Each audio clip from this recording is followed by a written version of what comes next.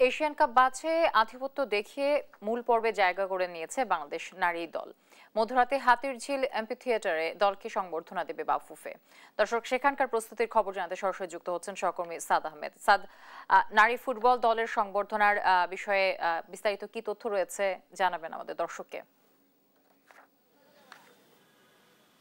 যেমনটি দেখতে পাচ্ছেন, রাজধানীর হাতিরঝিলের এমপি থিয়েটারে চলছে শেষ মুহূর্তের প্রস্তুতি।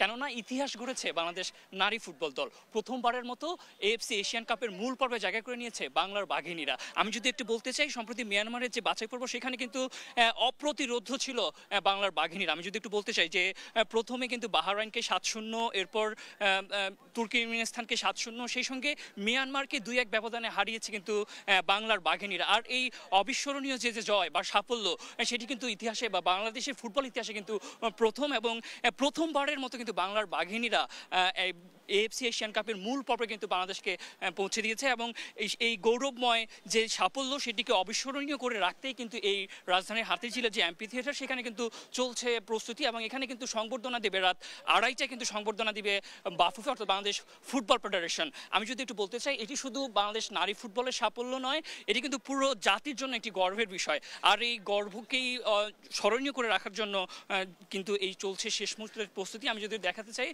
রাত 2:30টায় কিন্তু এখানেই বাংলাদেশ নারী ফুটবলারদের সংবর্ধনা দেওয়া হবে। এবং সেখানে কিন্তু আমরা যে জানি যে অর্থ পুরস্কারও কিন্তু তাদেরকে দেওয়া হতে পারে, এমনটাই কিন্তু আমরা জেনেছি। আর আরও একটু যদি বলতে চাই যে এই নারী ফুটবলারদের হাত ধরেই কিন্তু পরপর 2বার কিন্তু সাব চ্যাম্পিয়নশিপে জয়লাভ করেছে কিন্তু বাংলাদেশ। এবং এবার কিন্তু তারা এএফসি এশিয়ান কাপের যে মূল পর্ব, সেখানে কিন্তু বাংলাদেশকে নিয়ে গেছে। তো এই অবিস্মরণীয় জয় বা এই অবিস্মরণীয় সাফল্যকে স্মরণীয় করে রাখার জন্যই কিন্তু এই এমপি থিয়েটারে চলছে, যেমনটি দেখতে পাচ্ছেন, যে শেষ মুহূর্তের প্রস্তুতি। তাদেরকে বরণ করে নেওয়ার যে আয়োজন, সেই আয়োজনের প্রস্তুতি কিন্তু শেষ পর্যায়ে বলা যায়। আমি শুধু একটু বলতে চাই, রাত 2:30টার দিকে কিন্তু এই সংবর্ধনা দেওয়া হবে। এবং বর্তমানে বাংলাদেশ কিন্তু মিয়ানমারে অবস্থান করছেন, এবং সেখান থেকে কিন্তু তারা ব্যাংককে যাবেন, এবং ব্যাংকক থেকে রাত 11:40-এর দিকে কিন্তু তারা ঢাকার উদ্দেশ্যে রওনা হবেন। এবং ঠিক 1:25 দিকে তারা ঢাকায় ল্যান্ড করবেন, এবং সরাসরি এয়ারপোর্ট থেকে কিন্তু তাদেরকে এখানে নিয়ে আসা হবে, এবং এখানে কিন্তু তাদেরকে সংবর্ধনা দেওয়া হবে। এবং সেই সংবর্ধনায় বাফুফে কিন্তু তাদেরকে অর্থ পুরস্কার দিতে পারে। এবং বাংলাদেশের ফুটবলে নারী, বিশেষ করে নারী ফুটবলে তাদের যে অবদান, সেটি কিন্তু অনস্বীকার্য। একে একে সাব